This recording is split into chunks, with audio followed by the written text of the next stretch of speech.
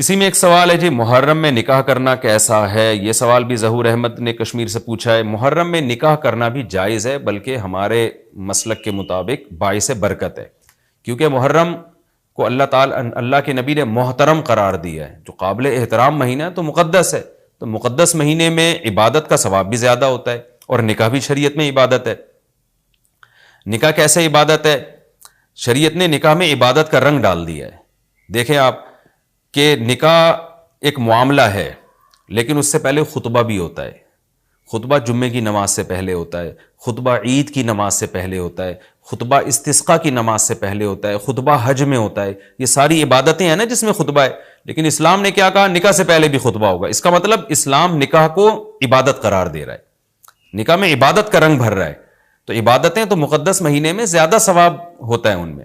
تبھی آپ دیکھیں نبی صلی اللہ علیہ وسلم نے فرمایا رمضان کے بعد سب سے زیادہ روزوں کا ثواب محرم میں ملتا ہے۔ کیوں؟ مقدس ہے نا، تو عبادت کا ثواب بڑھ گیا اس میں۔ تو اس حدیث سے صاف ہمیں پتہ چلتا ہے کہ اگر کوئی محرم میں اس نیت سے نکاح کرتا ہے کہ مقدس مہینہ ہے، تو اس میں عبادت کا ثواب بڑھ جائے گا، اور اس میں انشاءاللہ اللہ سے امید کی جا سکتی ہے کہ خیر و برکت زیادہ ہوگی۔ تو اس کو منحوس سمجھنا جائز نہیں ہے۔ اگر آپ کہتے ہیں اس مہینے میں چونکہ حضرت حسین رضی اللہ تعالیٰ عنہ کی شہادت ہوئی ہے اس لیے منحوس ہے، تو یہ غلط ہے۔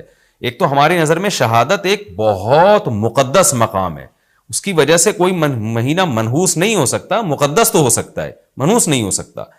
دوسری بات یہ کہ یکم محرم سے لے کے 29 یا 30 ذی الحجہ تک اسلامی تاریخ میں کوئی ایسا دن نہیں ہے جس میں کسی مقدس شخصیت کی شہادت نہ ہوئی ہو یا کسی پہ ظلم نہ ہوا ہو۔ اگر آپ تاریخ کے اوراق اٹھا کے دیکھیں، ہر مہینے ہر تاریخ کو کوئی نہ کوئی اسلام میں اچھا واقعہ بھی ہوا ہے اور برا واقعہ بھی ہوا ہے۔ حضرت عثمان رضی اللہ تعالیٰ عنہ کی شہادت ہوئی باغیوں کے ہاتھوں، خود نبی صلی اللہ علیہ وسلم کی وفات ہوئی ربیع الاول میں، اور بھری ہوئی ہے نا اسلامی تاریخ۔ حضرت علی رضی اللہ تعالیٰ عنہ کی شہادت ہوئی۔ تو ان تمام شہادتوں کے آپ ایام نکالیں، ان کے مہینے نکالیں، کوئی مہینہ نہیں بچے گا۔ تو اس بیس پہ اگر آپ کہتے ہیں کہ اس مہینے میں نکاح پسندیدہ نہیں ہے، پھر تو پہلی تاریخ سے لے کے سال کی آخری تاریخ تک کوئی تاریخ بھی ایسی نہیں ہے کہ جس میں انسان نکاح نہ کرے۔ اس کا مطلب پھر آپ کنوارے چھڑے چھاٹی گھومتے رہیں، اور مسلمانوں کی پھر گروتھ ریشو تو میرا خیال ختم ہو جائے گا، مر جائیں، کہاں پیدا ہوں گے لوگ۔ اور اگر آپ کہتے ہیں کہ نہیں جی، کسی شخصیت کے کسی دن میں انتقال کر جانے سے یا شہید ہو جانے سے یا اس پہ ظلم ہونے سے وہ دن منحوس نہیں بنتا، تو پھر 10 محرم بھی منحوس نہیں ہے۔ 10 محرم میں بھی آپ نکاح کر سکتے ہیں، اور محرم کے بقیہ تاریخوں میں بھی آپ نکاح کر سکتے ہیں۔ اور روایات میں ہمیں ملتا ہے کہ بعض بڑے بڑے حضرات تھے جن کے محرم کے مہینے میں نکاح ہوئے۔ میں اس بحث میں نہیں جاؤں گا، پھر اس میں تاریخی روایات ہیں، کوئی کہتا ہے فلاں تاریخ تھی، کوئی کہتا ہے، پھر لوگ اس پہ ایک غیر ضروری بحث میں چلے جاتے ہیں، لیکن ہمیں ایسے واقعات ملتے ہیں۔ تو اس لیے اس بارے میں، اور پھر شریعت میں جلد نکاح کی ترغیب ہے۔ نکاح کو ڈیلے کرنا یہ شریعت میں پسندیدہ کام نہیں ہے۔ اس بیس پہ تو ڈیلے کیا جا سکتا ہے نکاح کہ آپ کو رشتہ سمجھ میں نہیں آ رہا، مشورے کر رہے ہیں، لیکن جب ایک دفعہ رشتہ سمجھ میں آ جائے تو اسلام کا حکم یہ کہ اس میں جلدی کی جائے۔ صحیح بخاری کی مشہور حدیث ہے، نبی صلی اللہ علیہ وسلم کی خدمت میں خاتون آئیں، عرض کیا کہ یا رسول اللہ میں آپ سے نکاح کرنا چاہتی ہوں۔ آپ نے چہرہ مبارک کو جھکا لیا، آپ کا ارادہ نہیں تھا۔ ایک اور صحابی کھڑے ہوئے، عرض کیا یا رسول اللہ آپ میرا ان سے نکاح کر دیں۔ اسی محفل میں نبی نے ان صحابیہ کا ان صحابی سے نکاح کرا دیا۔ تو آپ نے تو یہ نہیں پوچھا کہ یہ محرم کا مہینہ چل رہا ہے یا سفر کا مہینہ چل رہا ہے یا ربیع الاول کا مہینہ چل رہا ہے، ڈیلے نہیں کیا اس کو، اس لیے کہ خود آپ کی تعلیمات یہ ہیں کہ نکاح میں جلدی کی جائے۔ تو اگر آپ کو محرم میں رشتہ ملتا ہے، آپ ربیع الاول تک ڈیلے کرتے ہیں محرم کی وجہ سے یا سفر تک ڈیلے کرتے ہیں، تو یہ ڈیلے کرنا خود قرآن و سنت کے خلاف ہے۔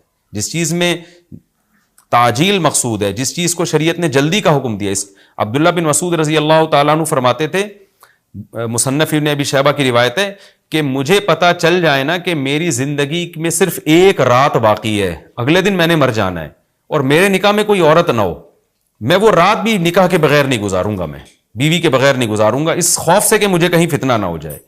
صحابہ کرام جو تقوی کے اعلیٰ معیار پر تھے اور جن سے گناہ کا اندیشہ بہت کم تھا اور کہیں معاشرے میں بے حیائی پھیلی ہوئی نہیں تھی، وہ تو ان کا تو یہ کانسیپٹ تھا کہ بھائی ہم بیوی کے بغیر ایک دن نہیں گزاریں گے، کہیں ایسا نہ ہو کہ برائی میں پڑ جائیں۔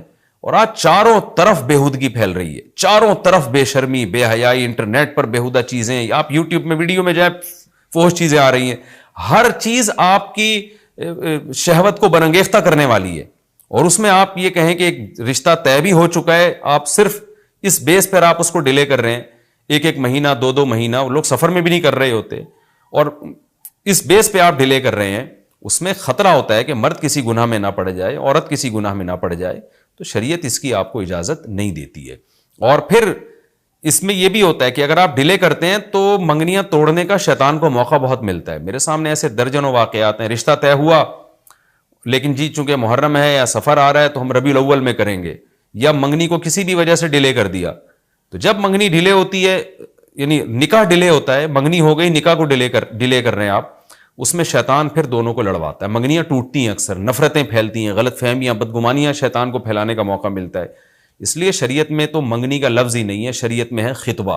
خطبہ کا مطلب نکاح کا پیغام بھیجا، ان کو جب سمجھ میں آ گیا تو فوراً نکاح کر دیا، بیچ کا کوئی راستہ نہیں اللہ نے رکھا۔ تو چاہے وہ محرم ہو، چاہے وہ سفر ہو، چاہے وہ ربیع الاول ہو، چاہے وہ ربیع الثانی ہو۔ ہاں کوئی اس وجہ سے ڈیلے کر رہا ہے نکاح، کوئی واقعی شرعی عذر ہے اس کو، وہ بہت سارے مسائل ہیں، لیکن محرم کا ہونا بہرحال کوئی شرعی عذر نہیں ہے، تو اس لیے ہم اس میں نکاح کو جائز سمجھتے ہیں، باعث برکت سمجھتے ہیں۔